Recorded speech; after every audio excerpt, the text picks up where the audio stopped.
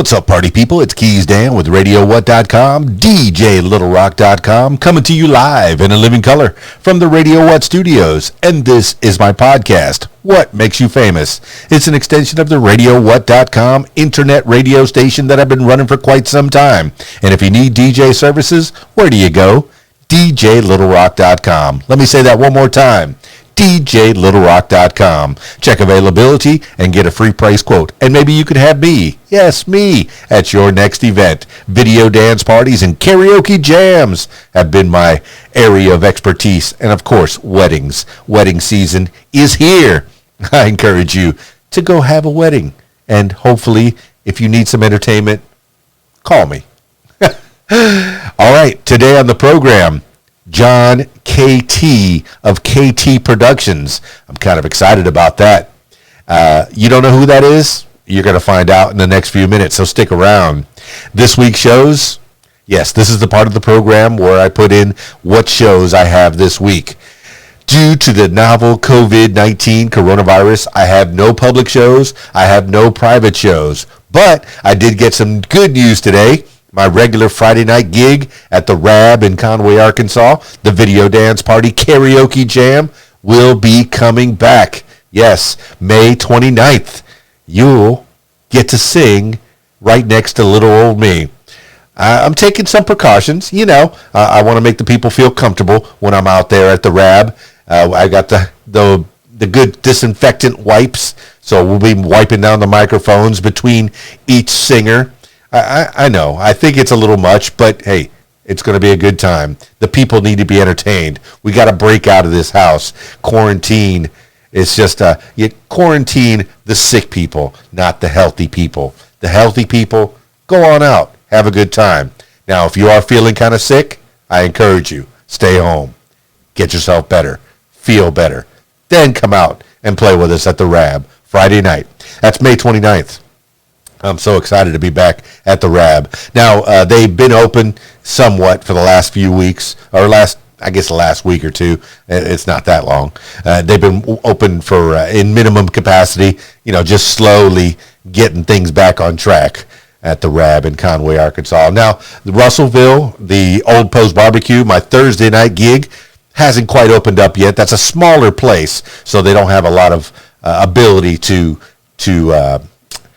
keep people 6 feet apart. Okay, so people are sitting in every other booth. There's a few booths there, and I know that it's real tight quarters if you're singing next to me. So I don't suspect that until something else happens that the Old Post Barbecue. But I encourage you, if you're in Russellville, have yourself some good barbecue at the Old Post. Yes, go on out there. But the excitement, Friday night, May 29th, I'll be back at the Rab. Corona karaoke? Should I say that too soon? I know, people are dying, but more people are living, okay? So, anyway, let's get into it with John KT of KT Productions. Skyping John KT now. See your face. I love it. Yeah, this is awesome, man. Yes, very. Hey, it's Keys Dan with the What Makes You Famous podcast. How you holding up, man? Good, man. Not too bad. Getting ready to get out. Wisconsin's lifting that lockdown. Oh, all right. Wisconsin, I guess. Wisconsin will be one of the more sparsely populated. So I suspected that you probably shouldn't have been in lockdown as it no, anyway. Parts of it, but not all of it. Yeah. I'm sure there's cities, there's some densely populated areas, just like Little Rock, Arkansas is a pretty densely populated area, but it's not like where I'm from, Miami, and the Florida, it was more populated down there, and not like New York at all. But, hey, we're here to chit chat about you, man. I know we're going to talk about lots of things. I want to get your viewpoints on things. John KT, I guess is what I'm going to be calling you, from KT Productions. First of all, I want to start with what's with all the feel-good music, man? What's with all that groovy music that you've been putting out there?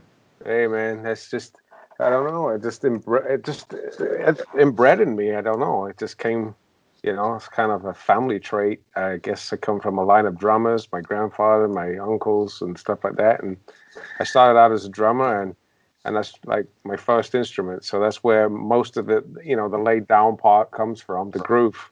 So I might have glossed over it a little bit. I'm from Key Largo. That's my island, and it's got such an island vibe, man. And you're from where? Where are you from exactly? I'm from a little town called Buxton, Derbyshire, in the UK.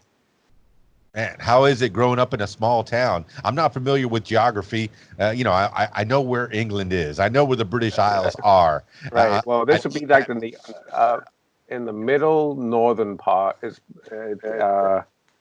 between Manchester and I want to say Derby, in between there. So anybody that knows the geography will be able to figure out where that is.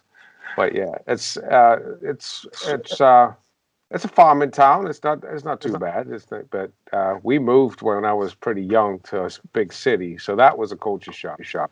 Growing up in a small town and then transferring to a big city. So, what moved from that small town to what big city? Leicester. Leicester. Okay, I've heard of that. I watch Doctor Who. I'm an avid Whovian, so I get my geography from there. And then I watch the Sherlock Holmes films and various. I guess maybe a what do they call it? Anglophile.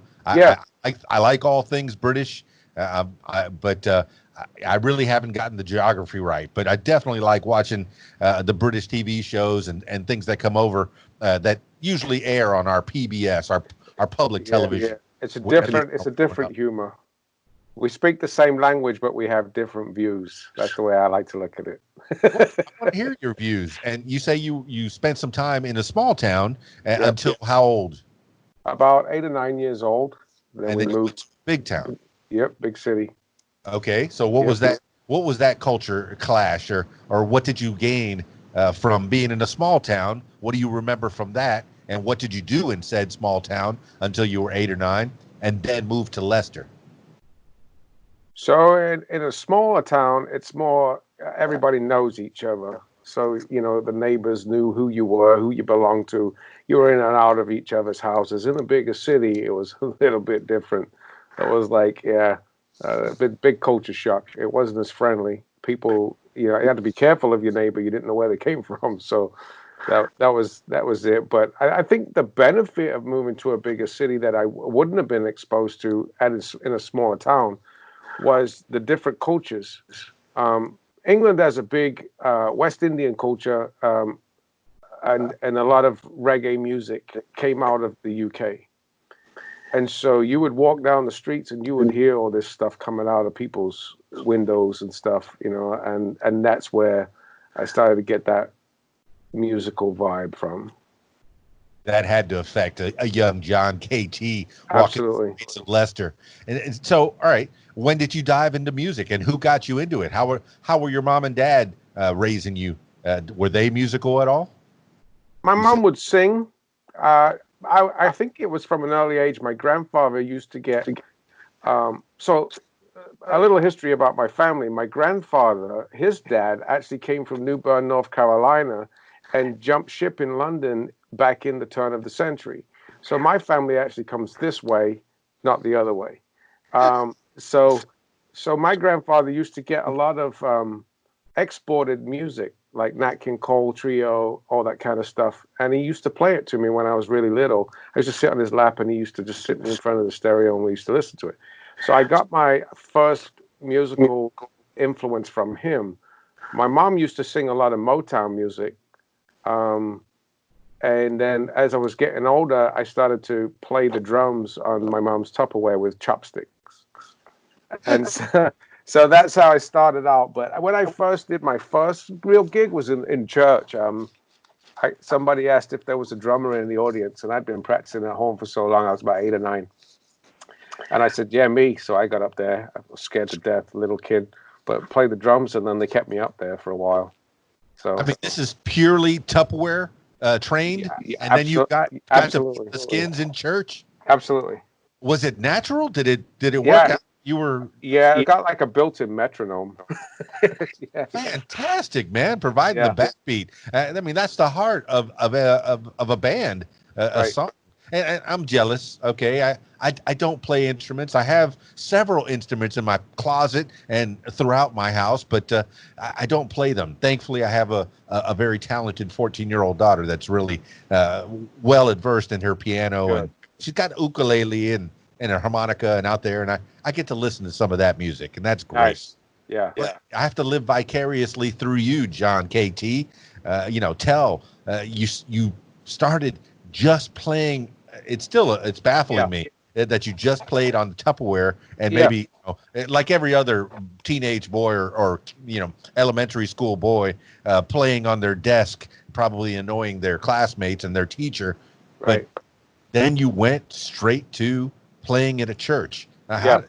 How was that, and how long did that go? Well, how It old was were you? fine. I played through like Sunday school, and then I ended up playing in the main services, and then I built on that and started like I learned to play three chords on the guitar, and then so I started playing guitar. But then I had an accident where I was making a bow and arrow, and I cut my tendon in my hand with a carving knife, which I probably shouldn't have done, but so that I couldn't do bar chords.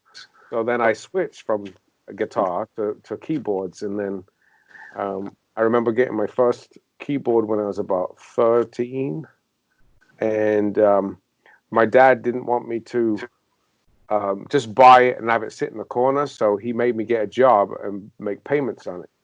So it meant something, and so I paid that one off, and I spent every night for a whole year in practicing. Um, didn't see my friends, just got this book that came with the keyboard and learned chords and started to learn play by ear. And then, yeah, that's how it all started out. And it's just never gone away. All right, the story of the young John KT. I'm feeling it. The mom is teaching you how to sing and have a love for music and play music, and dad is teaching you a good work ethic. Correct. Maybe he brought some records over. Maybe grandpa brought some records over from North Carolina, but you got a good work ethic from dad, and I think Definitely. that's a good balance. That's Yeah. a good balance. I mean, anything else you learned from and from the parents and any siblings that you have? Yeah, my dad definitely got my work ethic from my dad. Um, I don't remember him ever taking a day off of work. And it was always a case of if you want something, you've got to earn it, because if you don't, you're gonna lose interest in it because you didn't invest anything into it.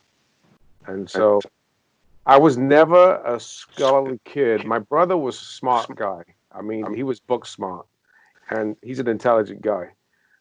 But me, I didn't. I struggled in school. All I wanted to do was music was my school.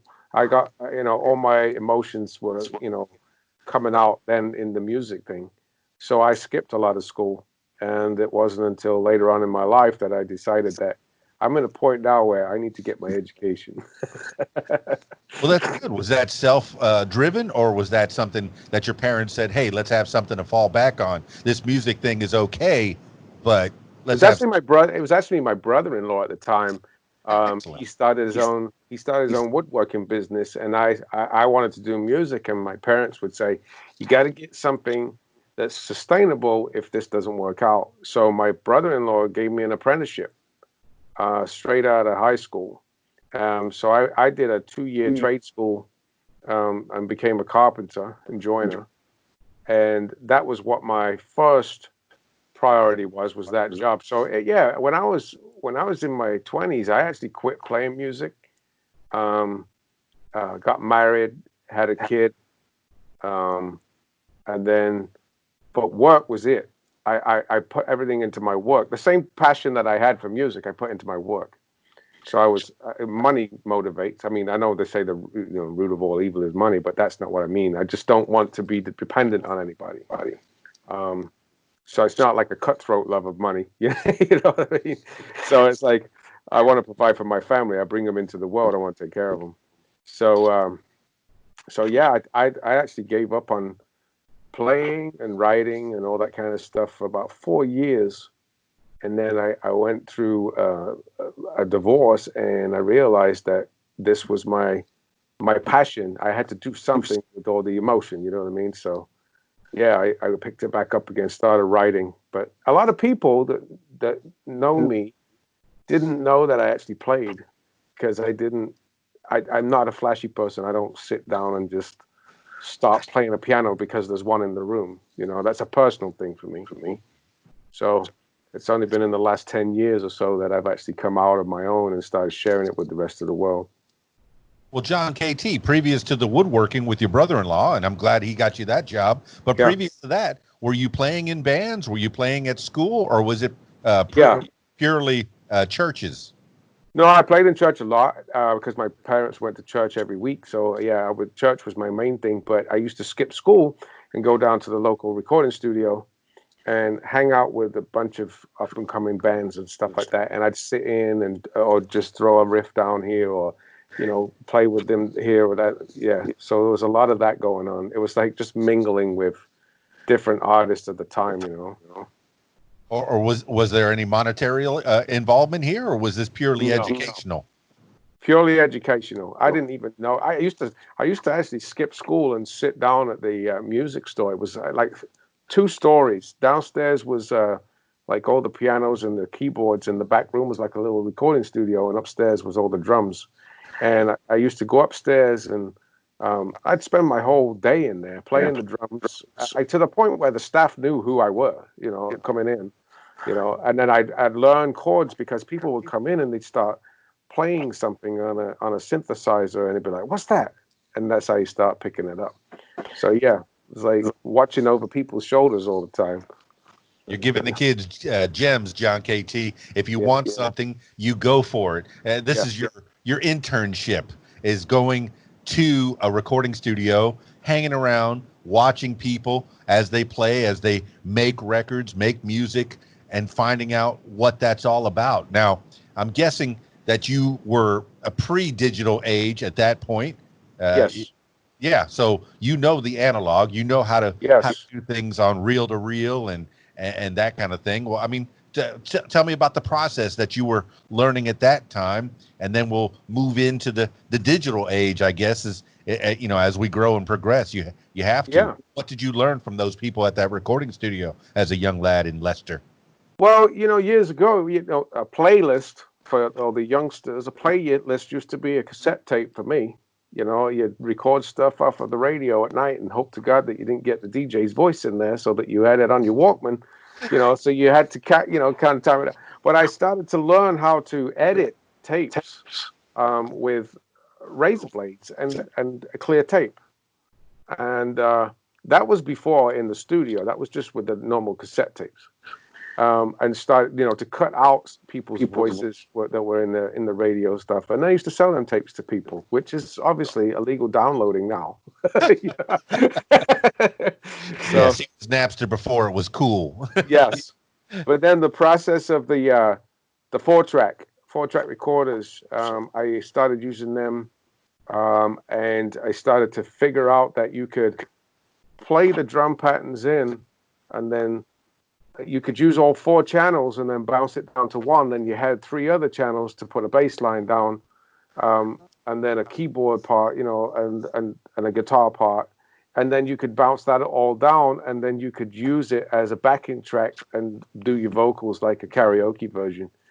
That's how it would be now with that's how we used to do it. Or you could put 2 4-tracks together and get the eight tracks, just bounce them backwards and forwards. And I think I still have some cassette tapes from my 4-track. Whereas if you put them in the tape player now, it's just like, because it's a different speed. And if you flip it over, it's just playing the same thing backwards. Because each tape had a 4-track, which was 2 on your A side and 2 on your B side. So, yeah. John KT, you're taking me way back, man. I mean, because making mixtapes, I started on the radio in 1986, and I was one of those voices that you wanted to cut out on the mixtapes. Any of the young kids that are listening that think that a mixtape is something digital, no, a mixtape is actually a tape that you made for your girlfriend or your boyfriend or somebody that you really liked. You said, hey, I made this tape for you. And some of the creators, like the hip hop artist, would lay down their own track. So really a mixtape was a demo tape. And that's what you're doing, is recording stuff so you can get yourself out there and heard. And maybe you're doing a live performance and then you have something at the merch table to sell to people. Did you ever get that far before you got into the woodworking? No, not at all. No, Not the I performance was, out live. yeah. I didn't do any of that stuff. I really wasn't. I wasn't really tech savvy back then, so I didn't do a lot of recording and producing. I was doing a lot of sitting in, and writing, and just jamming with people. Um, yeah, but we like to go back with the mixtape. Another thing was is when um, vinyl was allowed. When you could tape vinyl when you had the hi-fi system. The pause button was the greatest because when you had the 45 singles, you had that little bit of crackle. You'd release pause, get the song, and then pause it again, get the next one. You'd have more running through. So people nowadays don't realize how easy they have it with their playlists. Oh, I just got a little bit older. Back in my day, these Yeah, kids today. there you go. Oh, those Yeah, things that my dad and my grandpa used to say to me. So yeah, I mean, you're giving the kids gems. I mean, there's a reason that the thing says cut and paste, because we actually used to have to cut uh, a little and, piece of tape yeah, and paste it back together, and that's how we edited. and that's Yeah, where the term cutting room floor comes from. that is It's correct. when it was bad take, it ended up on the cutting room floor. You never Yeah. want to be on the cutting room floor. No, No. no. All right, man. Well, taking us through. Tell me about the woodworking. All right, you got into Yeah, that. Your brother. I want you to brag on him a little bit. He said he got the book smarts. He got the brain smarts that where he's out working. yeah. He got a job and My brother went in the army. oh, So he was in the Royal Corps of Transport, I do believe. So he was a transport guy. He's driving trucks nowadays too. But yeah, he was. I always looked up to him because he was smart, but I was more hands-on, technical, and more what's the word? Practical. smart maybe. Practical. I don't know. Yeah, he was street smart. Trust me. Okay, okay. we both grew up to be street smart. But yeah, he was more of the intelligent one. Like I mean, if you I don't know how to put it. Yeah, he was just Creative, use the other half of your brain. yeah. I was talking to a cat the other day on the podcast, and he's a music teacher now, but back in the day he was a one of the earlier hip hop guys, and he was talking about, they're in Oakland, California. They want to cut the music programs whenever they're talking about taking budgets away from schools. One of the first things they do is they take away your music program or your art program. And people got to realize you need those kind of people in your life. People need to be entertained. The beauty. What if there was no music to play at your backyard party or your wedding events or whatever? What if there was no music? What if there were no pictures to see? You got to realize those things are very important. And you were woodworking. That's another important thing that you learned. Another skill. What kind of woodworking were you doing? Well, when I first started in the woodworking, I was doing shop fitting, kitchen fitting, and stuff like that. But when I came to the U.S. in around about 2000, I actually was doing custom high-end furniture for architecture designers out of Chicago. So like one-off pieces. So it transition. Everything I've done in my life has transitioned. It's like, so yeah, I started out doing rough carpentry, trim, carpentry, and then gradually going up to the point where I was inside and not have to freeze my ass off. That's a great skill to have. I know living in Chicago, hey, at least Chicago is a great musical town. You must have gotten something out of that. But I mean, you were doing, you say one up, like custom made furniture? Custom made furniture, yes, but made to order. And your brother-in-law is still in that? No, he's my former brother-in-law, and I think he's in Texas now somewhere. I don't know. Oh, okay. I'm not in touch with him anymore, but, I get it. Yes, my faux pas. I get it. Yes, so you brought that skill, and hey, thankful that you had a job, and you took it to Chicago. How's Chicago? Well, I didn't live in Chicago. I actually worked in Wisconsin, but we shipped it down to the places down in Chicago. They ordered it from us. We shipped it down there. But I love Chicago. Chicago's got that same romantic vibe that London has for an American person. If Americans went to London and they'd like fall in love with the place, I don't because I've grown up with it, so it's kind of like take it for granted. But I have the How same did you feeling. get Leicester to Wisconsin? What made that jump? So I was married to a military brat. When the Berlin Wall came down in '89, a lot of the American servicemen that were stationed over there, they either came back stateside or they moved them around the world. And just so happened that my ex-wife's family were moved to the UK, and that's how I met them. Okay, and then so how did you get back? How did you get to Wisconsin? So I had 2 kids with her, and we were going through a divorce, and she decided to hop a plane with one-way ticket, and I said, nope. So I came over and got custody of my kids. You're a good boy, good man. That's what made me come over here. I wasn't going to have anyone else raise my children. They're mine. I brought them here. So you're a good man. You're a good man. And how are the kids doing these days? Good. One's 21 and doing good, and the other one's 26 next month, and he's a music director at a high school up in Berlin, Wisconsin. Look at you passing on the gene. Yeah. Thank you. All right, so you get out of woodworking. Woodworking's not for you, or are you still doing any of that? Are you still carpentering? No, it wasn't that it wasn't for me. It was in 2008, 2009 when the market crashed. Oh. I lost my job, and so I realized, wait, I don't have anything to fall back on. Carpentry's obviously going to dry up now. Nobody's hiring. What am I going to do? And so it was like, well, I kept seeing this commercial on TV about, hey, you want to be in the media industry? Come and talk to us. So I went to the school to see about what do music production and recording technology. And this is an interesting story. So bear with me on this one. So they time. I got time. Yeah. I love it. So they said to me, though, we need your high school transcripts. Well, from the earlier part of the conversation, there was no high school transcripts. So I said, now what do I do? They said, well, quickest way to do it, to get in, is to go take your GED. And we need your GED with us by April 7th, it was. And this was like 2 weeks away, right? 2 weeks away, it was my deadline.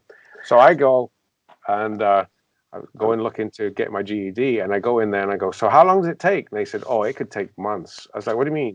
They said, well, you have 5 subjects, and you probably take 1 subject a week. I said, I ain't got weeks. I said, I just need to get in and get my GED. So I walked into the first class, and I was the only one there, and I explained to the woman what my situation was, and she said, well, I'm going to be here all day, so you can take 2 or 3 right now, and then tomorrow I'm going to be in the next town. If you want to come over there, I'll let you take the other ones. So that's what I did. I took my GED in 2 days, passed it, and took my transcripts down, got into the music production school. Did that, got my associate's degree in recording technology, got hired straight out of school by the school to be a teacher, a teacher's aide. And then 2 weeks after being hired by the school, I got offered a position at a translation company in their AV department, recording voiceovers and overdubs and stuff in foreign languages for corporate videos and other projects and stuff like that. And so that's been my regular job. Worked my way up to the department manager over the last 9 years this year. There's that work ethic that your dad instilled in you. If you want it, you go for it. You were a go-getter. They told you weeks. They told you months. No. Yeah. You took it in days. I love it. Yeah. That's fantastic, John, KT. Yeah. That says a lot about you, that if you want it, you get it. And you said you were doing voiceovers. I've been listening to your voice in my headphones here, and it's very soothing, man. I could see how. Thanks, man. But what kind of voiceovers? Was it commercials or cartoons or what?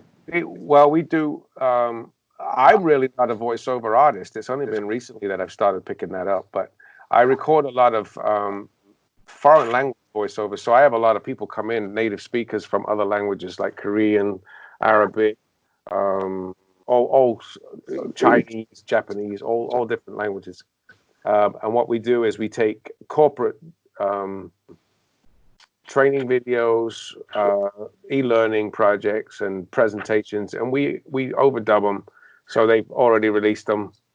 So like big companies, I can't really name them, but we would overdub them in these different languages and remix them and all that kind of stuff. So, but yeah. That's what I do today too. That's my day job. Yeah. No, you have a really melodic voice and an accent that cannot be picked out. It's not the the middle American that it was made up by American broadcasters, but it has a hint of European in it. So it's very exotic, but very soothing. And yeah, I appreciate a good voice. And I'm sure that people listening to the different videos and maybe work corporate things that you're doing are listening to your voice and don't even know. It's gotta be a hoot. I used to do about 50 spots a week, doing commercials across the United States. And it was the same donut that they gave me. Yes. And I would just fill them in with whatever car company or painting company or whatever corporation it was. And I had the chance to drive from Florida to San Diego listening to the radio, and I would hear my commercial spots in different parts of the country. I'm sure that's a hoot. I mean, do you ever get people feedback from the videos like, oh, that was a great job, or I've actually had a lot of. I'm actually not that confident in my voice. That's why I don't do a lot of vocals. I've started to. It's because of people's feedback saying that there's something unique about it. But you see, I hear it differently than everybody else because I have the internal acoustics. So it's me. When I hear me back, I hear what everybody else is hearing, and I go, "Oh, that's me." So it's the science of it is tough because as a music producer and an engineer too, it's hard to mix your own voice because you hear it different. So it's tough. So I listen back to these podcasts and I hear my voice as well, and I go, "Oh, okay, that's what people have been telling me all these years is that it has that bass, but then there's still enough. It's very acoustically pleasing. So I'm very happy about that. I've been doing this job since '86, so yay, I don't have to give up on it. And exactly. Yeah. So all right, you got into the music producing after 2008. 2008. Hey, I lost my job at woodworking. Then what? Where do you go? You went to the school. What school was it? Madison Media Institute, and it's no longer. It's gone under now. But I learned from some pretty big industry people in there, and I'm still friends with them today. You can shout them out. Give credit where credit is due. Yeah, well, Martin Atkins is one of my mentors. He was the drummer with Public Image Limited. I think he did 9 Inch Nails. I think he Pigface Ministry. He's one I've always looked up to. Kevin Garneri was one of my favorite teachers. I mean, he liked listening to that. He's now the head of Millikan University's recording program, but he was I think he worked at Westlake Studios, worked with Randy Jackson, Mariah Carey's vocal coach. That's this a Boyz II Men and stuff like that. Now I'm going to say this just to be clear. They worked with them.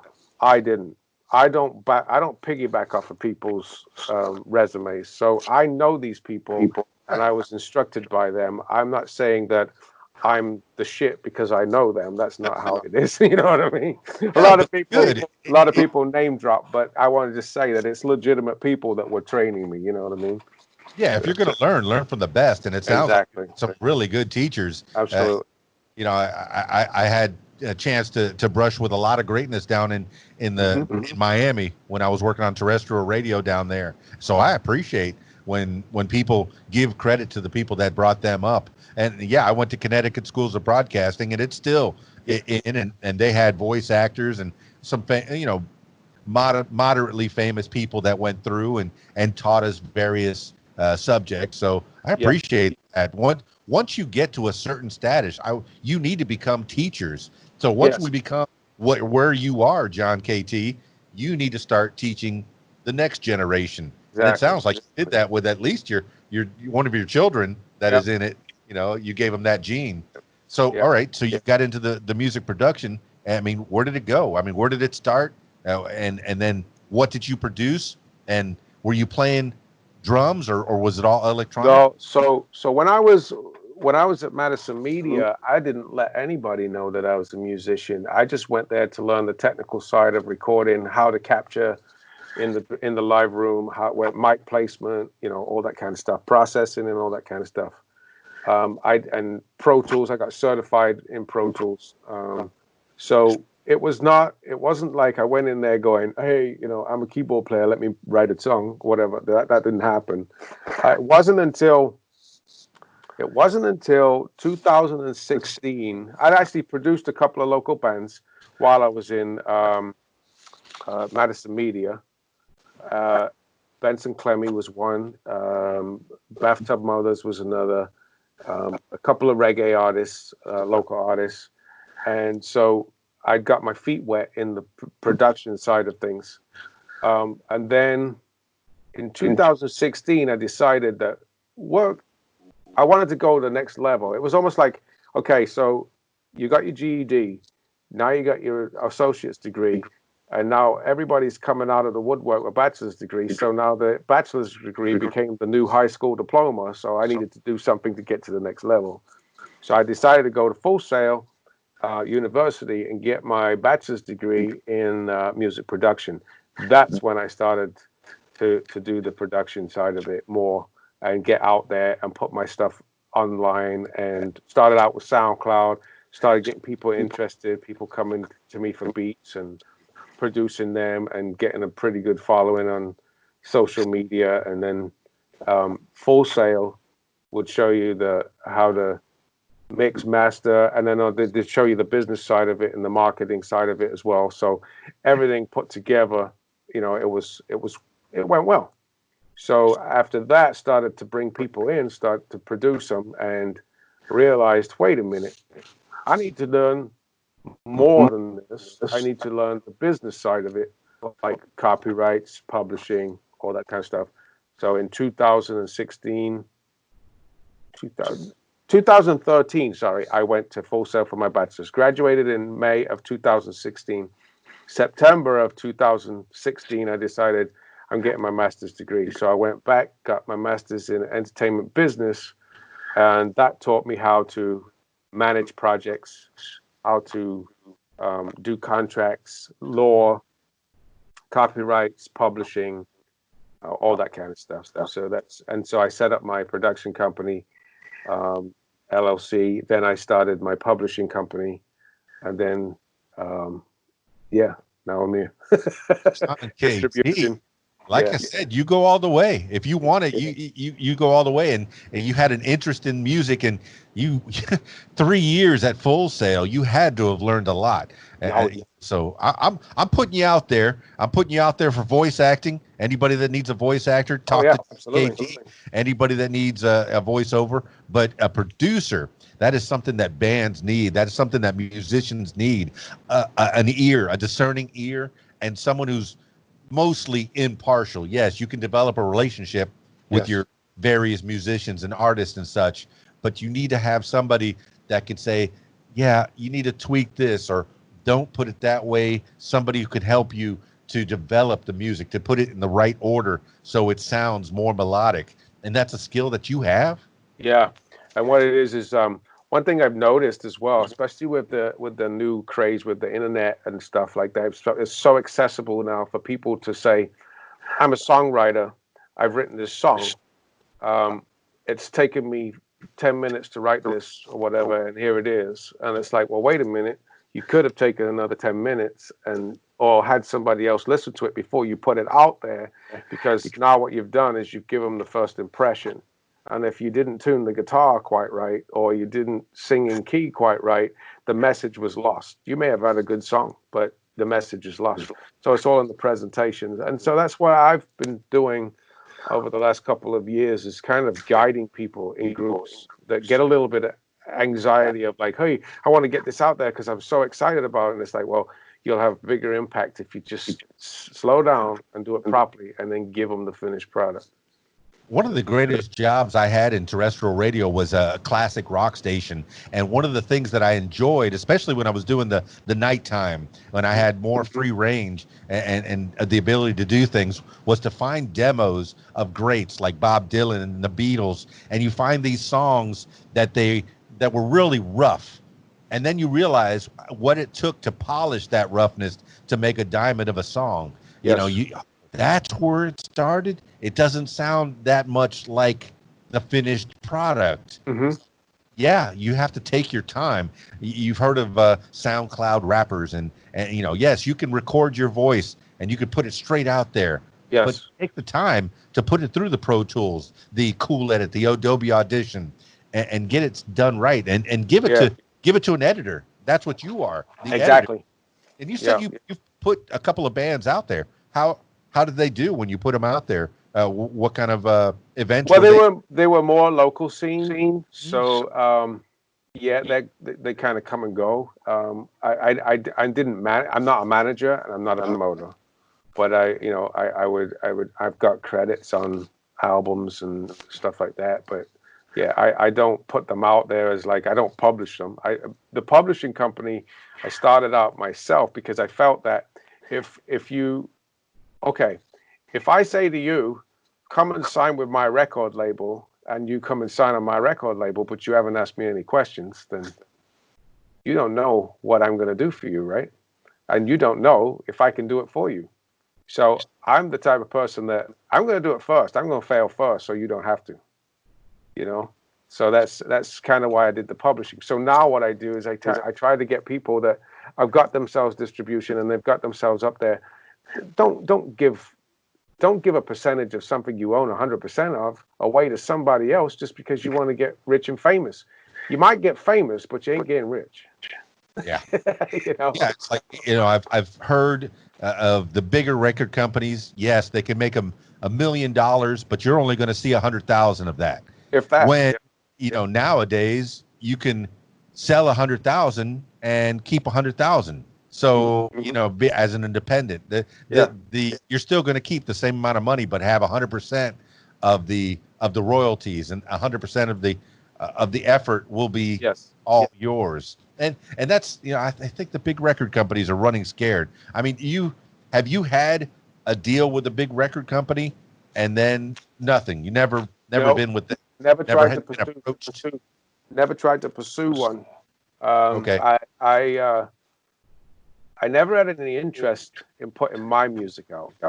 I always wanted to help other people get theirs out, and it wasn't. I mean, I have a closet full of demos and stuff, and I have hard drives full of ideas that you may hear a song from me tomorrow that actually was started 20 years ago. That's how my music transpires. You go back and you rework it. That's what I'm saying is you don't put something out the minute that you write it. You've got to hone in on it, and bounce the ideas around. But no, I've never tried to pursue being signed. I always know that I was going to be a working man and in another avenue, and this was going to be my side hustle. So, and I'm not using the word as hustle as I'm going to hustle you. I'm just saying that, this is me. If I can, I don't have to count on producing the band to pay my bills. You know what you mean? Well, John KT, I had no thought that you were going to hustle people, but yes, you're a hustler. You have different avenues that you explore. You have this love for music. Now you say you have a bunch of demos, all demos of your stuff, or is it demos of people you may have produced over the years? My stuff. Your stuff. Yeah. I've just never, I was never confident enough in putting stuff out. So that's why you'll see a lot of my music is me. I'm producing, arranging, and mixing my own music, and I'll bring in somebody to write over the top, like top line, or sing on it. I think I've got 3 songs on Spotify that has got my voice on it. and that's about it. Well, all that stuff that's out there on Bandcamp, that's just a taste of what you have, John KT. Yeah, It's absolutely. so beautiful, man. I mean, you say reggae vibe that came to you from an early age. You got to hear reggae in the streets of Leicester, and you took that with you, and it's been with you your whole life. Yeah. What other flavors? I mean, you say that people brought Nat King Cole. You had Yeah. grandpa that brought that. What has inspired you, man? So What you what can, yeah. what's the music that puts this sound down? So my sound is an eclectic sound. I want to say it's unique to just me. Yeah. There are elements of, okay, so reggae has a very definitive structure. Um, and this is in music theory terms, like the one drop, they under and the skank and the bang or whatever. There's an art to that. You've got to get it in the right place, otherwise it just sounds like you're trying to do ska music slow. So it's and there's different kinds too, and a lot of people don't know that reggae hasn't been around all that long.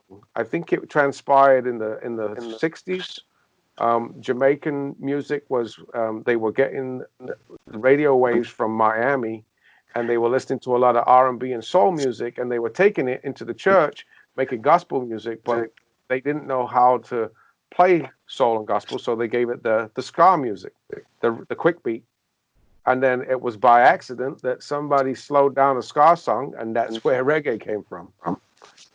They put it on the 45 instead of 33 or something like that, and it gave them that vibe, and that's how it came. And so it's only been around 50 years or so. And Bob Marley started out in a ska band with the Wailers, and then it transpired into reggae.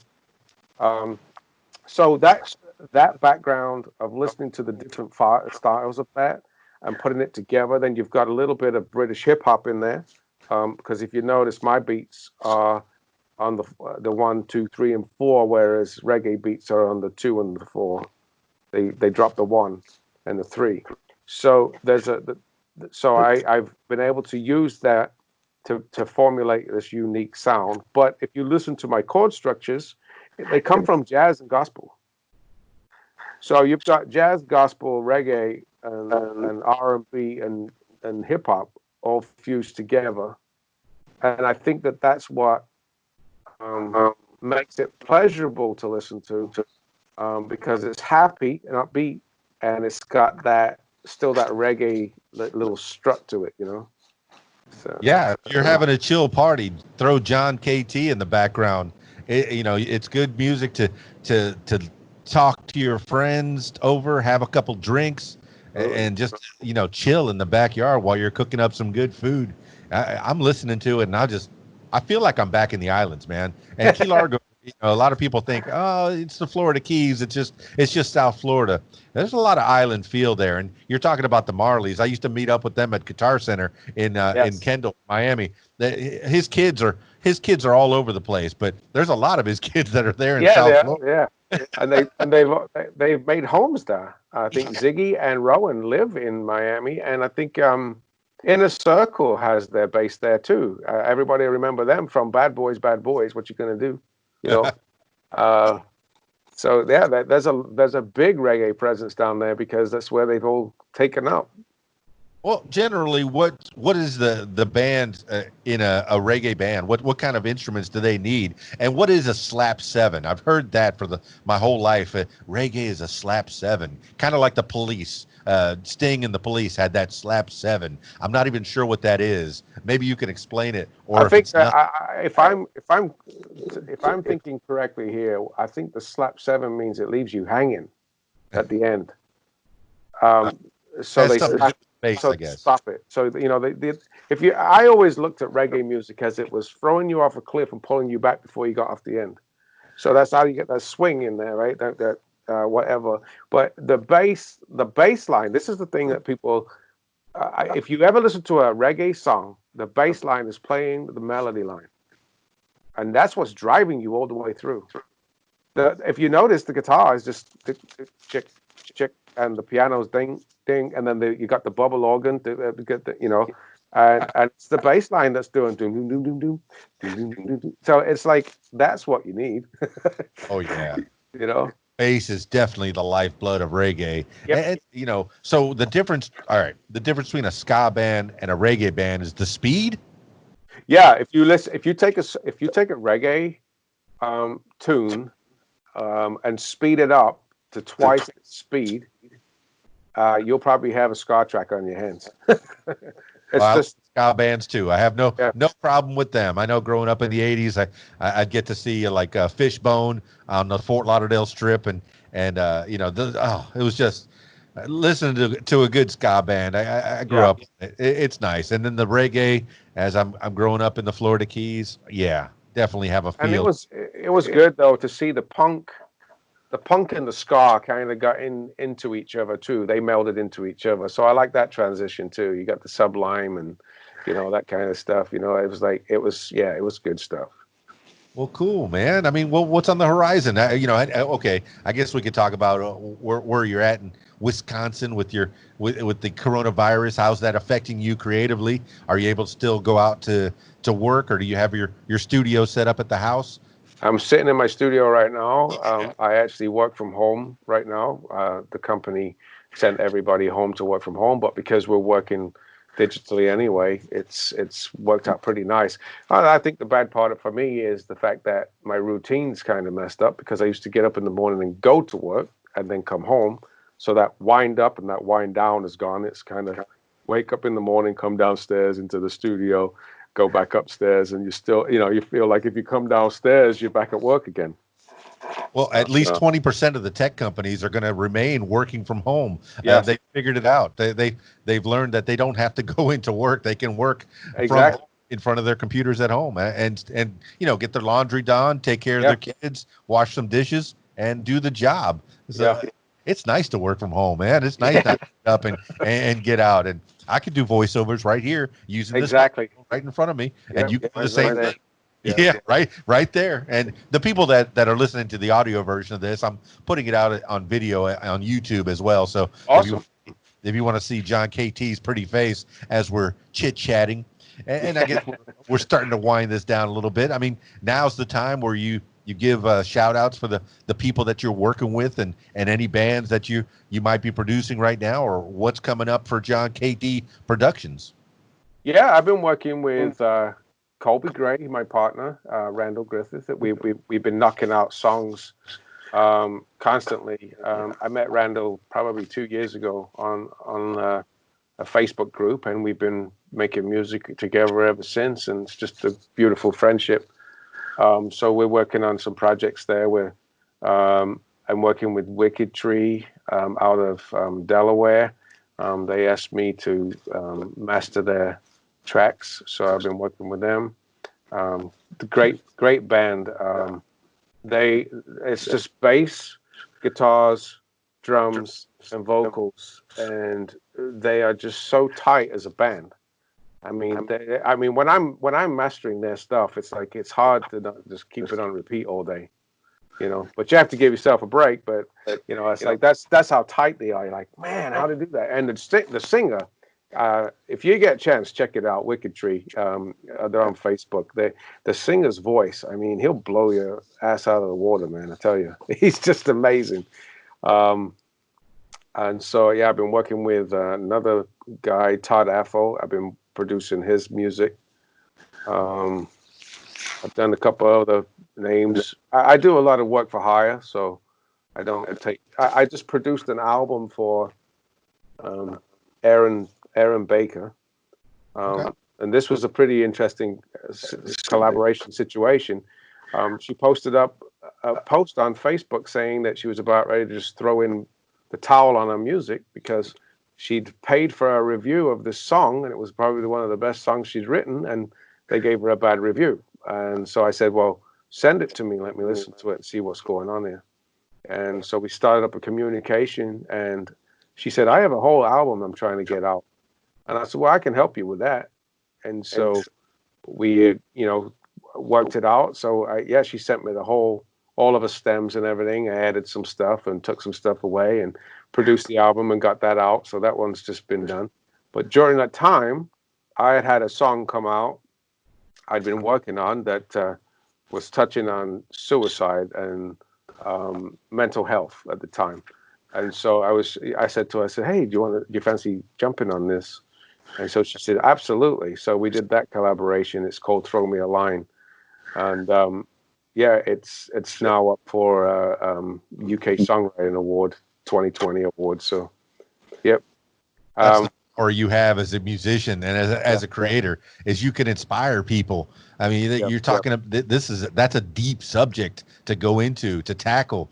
Yeah. I mean, you said you were writing music from even as a young lad back in the church days. Yeah. Writing music and thinking about songs. How many of those things got produced finally, as you got out of the woodworking biz and more recently, did any of that get produced? Yeah, one of my biggest, I want to say hits, but one of my biggest songs, the ones that did the best, was the one called Better Man. That started out as I was just sitting in my room one day and I was getting these chords and I just started playing it and I could always remember it, but I never recorded it. And I used to play it in church and my uncle used to, well, he's not my real uncle, but we used to call him my uncle, but he used to stand up and he used to sing and he'd say, hey, son, play that tune. And so I'd just ream it off. And so all my life, that tune just stuck with me. And then back in 2017, I went back home to visit and he was dying of cancer.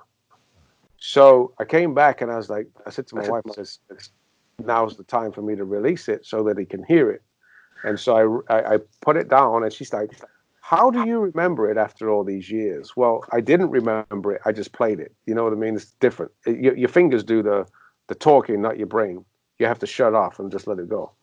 And it turned out pretty well. So then I came up with a concept for it, and I reached out to a guy that I knew that could sing. He was a friend of my son's at the time. Went to school together, and so I asked him. I said, "Do you fancy jumping on this?" And so we did a collaboration, and it's the song "Better Man." And what happened was he got to hear. He was not coherent. He wasn't speaking or responding, but he got to hear it before he passed away, and they played it at his funeral. So that was my biggest accolade from that, really. But for sure, I'm sure you sent him off with a smile and a good feeling. Oh, that man, that had to make your heart sing. It still does, man. It gives you goosebumps to talk about it a little bit. Doesn't it? That chills up my spine. I didn't even know the man. You're keeping his memory alive. I love it. It's beautiful. And just on side note, say no to cancer. I hate cancer. Absolutely. And suicide. That's another one I'm big on too. I'm on suicide prevention, and that's a new project that I'm on right now. I'm working with the Jacob Swag Foundation. They've released they'll be releasing an app in the upcoming month. It got put on hold because of the COVID, but it's called Got Your Back, and it's going to be coming out on both Apple and Android. And basically, it's an app that will you can put on your phone, and if you're not feeling good about yourself or whatever, it will ask you questions. And if it's like if you are at that point, you can push the button and it'll dial the hotline for you. You'll get a counselor. The other ones is if you're not feeling too bad about that, but you need something, it'll take you to the next page, which is like exercises, breathing exercises and stuff like that. And that's where I come in because that's my voice. My voice is on there saying, count to 10, count back from 10, sit in a quiet corner, that kind of stuff. So that's my project. That's a project I'm on right now too. That's John KT giving back, man. And anybody contemplating suicide, just call somebody. Reach out. Inbox me. Yeah. That's what I'm talking about. And don't even just call. Call me. I put my phone number everywhere, not just the ladies' bathroom. I put mine high up because I don't like short girls. So funny, man. I love it. All right, John KT. I think I've taken some of your time. We've learned a lot about you, and we figured out who you are up to now. Let the people know how to get a hold of you, how to get a hold of you, and what kind of projects you're up for. ktproductions.net. You can find me on all social media platforms. You could go to John KT Productions on Facebook. And right there on the first page of my Facebook page, I have a link to all of my social links on Flow Group. You just one click, you'll be able to get hold of me. Yeah, I'll do mixing, mastering. I'll even do composition. If you've got lyrics and you need some music and you want me to produce a track, contact me. All my information's on my website, and my services are on there too. All right, John KT. Well, as I usually finish these off with last words for the people. This could be whatever your words to live by, something that you learned a long time ago, or something that you keep in your head, or whatever pops into your head at this particular moment in time. John KT, KT Productions, last words for the people. Well, one of the things I would say to people is, this is your life. This is your journey. Don't let nobody stop you. Well, there you have it, party people. John KT of KT Productions. That man's got knowledge. The man's got skills. He has a love for music that started from a very young age, and he has taken it all the way. Yeah, he learned a little bit from one school, but then he went to Full Sail and made sure that he got the full boat, the full ride, made sure that he knew if not everything there is to know about music production and music theory and music itself, he knew a lot. He knows a lot now. So I encourage you, if you need some help getting your record done the right way, I encourage you to call KT Productions, John KT of KT Productions, ktproductions.net, and follow him everywhere. Find out about his bands that he said he's not a promoter. He said he's not a manager. But while you're making this music, you're promoting that music. So he's working with some really cool people. I encourage you to go check that out as well. So give him a good follow and find out more about KT Productions. And listen to that music, man. It's great music for vibing to. If you're just hanging out on a Saturday afternoon or a Sunday afternoon, just having some barbecue with your friends, I encourage you, put that on, man. It's got a good reggae vibe, a good feel. Makes me feel like I'm back in the island, my island, Key Largo. Hey, it's an island, okay? I know it's South Florida, but it's still an island. And you had that reggae vibe. I always enjoyed playing with the reggae folks down there. Yeah. Thank you so much, John KT of KT Productions, for being on the show. I appreciate that a lot. I look forward to hearing more from you as time progresses.